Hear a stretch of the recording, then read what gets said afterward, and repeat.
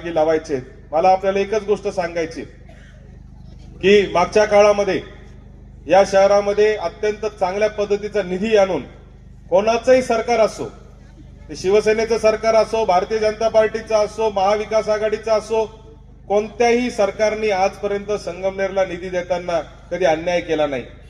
कोणाचंही सरकार असलं तरी आम्ही तिथं जाऊन निधी आणू शकतो एवढी ताकद खऱ्या अर्थाने नामदार बाळासाहेब थोरातांची आहे।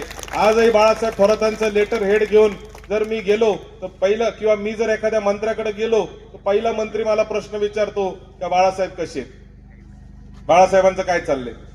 आणि म्हणून प्रत्येक मंत्री हा मान सन्मानाने त्या ठिकाणी आज आपल्यापाशी उभा राहतो। मी आजच कोणाला तरी सांगत होतो की मागच्या 2.5 वर्षामध्ये जेव्हापासून मी आमदार म्हणून निवडून आलोय त्या मला 50 कोटी रुपयाचा निधी एकनाथ शिंदे साहेबांनी दिलेला आहे, नगर विकास खात्याचा। इतका निधी मला त्या ठिकाणी दिला। आणि म्हणून निधी आणणं ही एक कला असते, कला। तुम्ही त्या पक्षाचे आमदार आहे म्हणूनच निधी मिळतो असं नसतं।